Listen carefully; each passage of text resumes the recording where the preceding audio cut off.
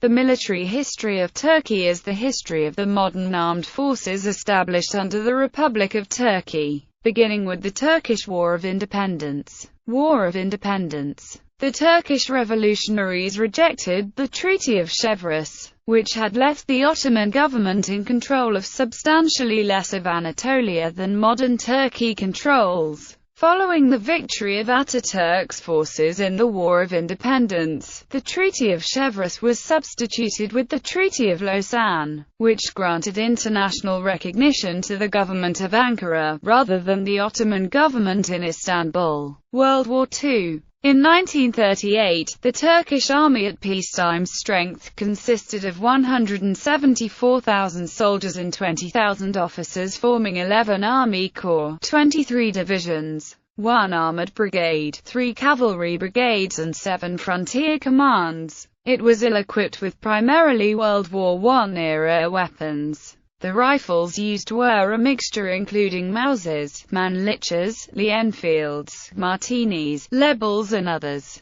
As late as February 1940, the British Foreign Office noted, "The Turkish army is very short of rifles and has asked us to supply 150,000. As for the Air Force, Turkey had 131 first-line aircraft in 1937, of them only half were relatively modern. Turkey hoped to increase its aircraft quantity to 300 by 1938. Although Turkey had 300 trained pilots, they would be only rated moderate with little ability to fly in bad weather in a Western European Air Force." In 1942, Ernest Phillips in his work Hitler's Last Hope, a factual survey of the Middle East war zone and Turkey's vital strategic position, admitted, if the Germans were to stage an all-out offensive in this area, they could bring more planes into the air than the Turks could even gather, and if we were to send too many from Libya to help Turkey,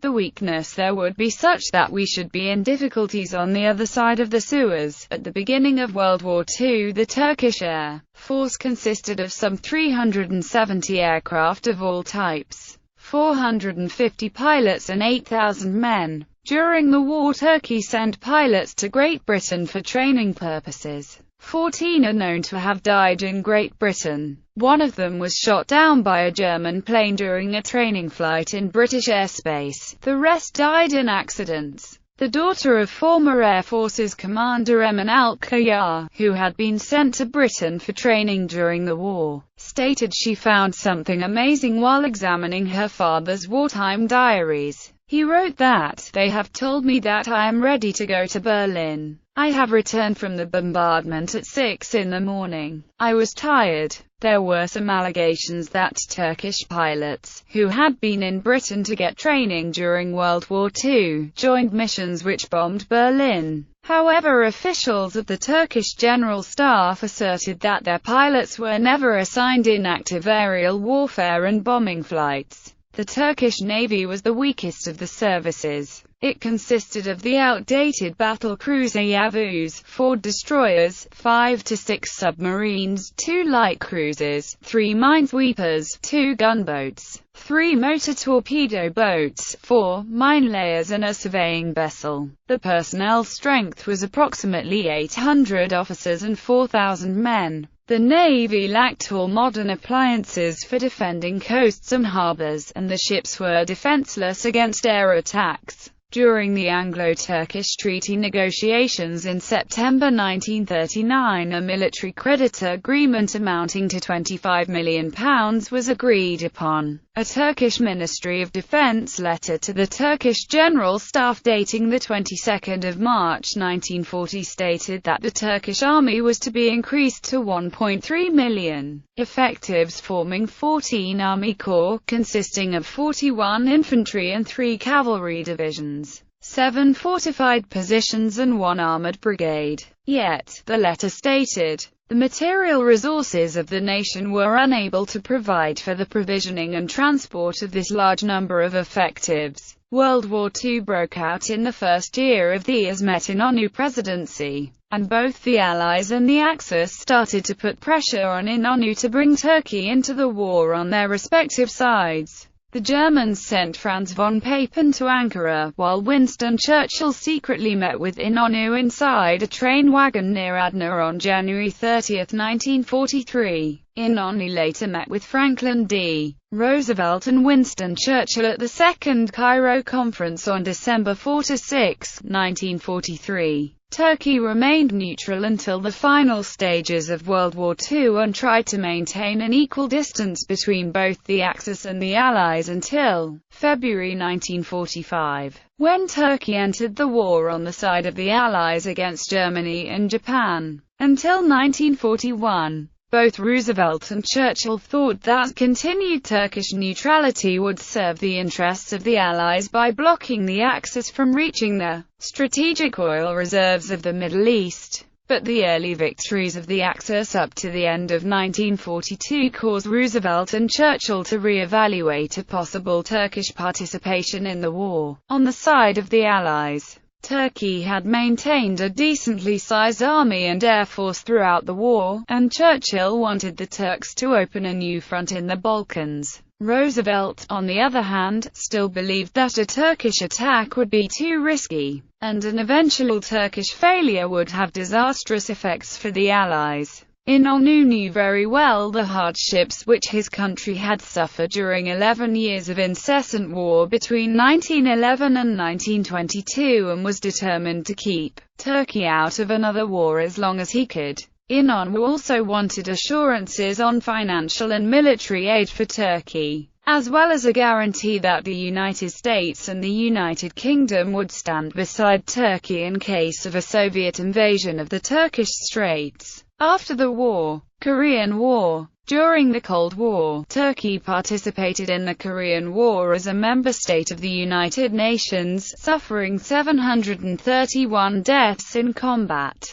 The fear of a Soviet invasion and Stalin's unconcealed desire to control the Turkish Straits eventually led Turkey to give up its principle of neutrality in foreign relations and join NATO on February 18, 1952. Following NATO membership, Turkey initiated a comprehensive modernization program for its armed forces. Cyprus. In July 1974, the Turkish armed forces intervened against a coup in Cyprus, organized by EOKAB and led by Nikos Sampson, who ousted the democratically elected Cypriot president Archbishop Makarios III in order to establish an oasis between Greece and Cyprus. The coup was backed by the Greek military junta in Athens. On 20 July 1974, the Turkish army invaded the island from the north, landing in Pentamili Beach, near Kyrenia. The operations lasted until August and resulted in 37% of Cyprus territory coming under Turkish military control. Turkey still maintains troops in Cyprus, since a political solution could not yet be achieved, and since many members of the Turkish Cypriot community fear a return to the intercommunal violence which occurred between 1963 and 1974.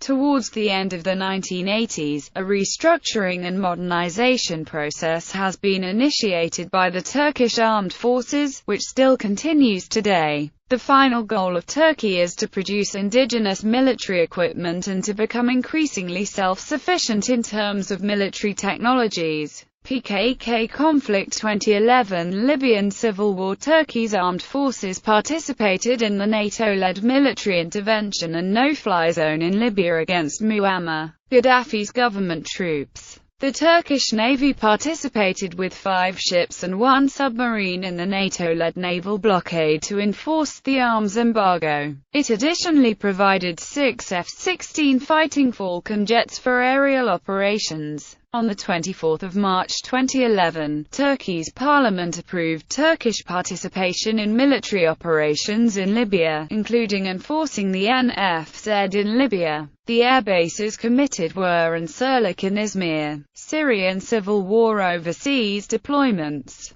Current forces in Cyprus: ISAF, KFOR, UNIFL, MINUSTAH, UNAMID, MONUSCO, UNIIMOG, past UNOSOM2, I4, SFOR, UNMIS, UNPROFOR, UNIKOM.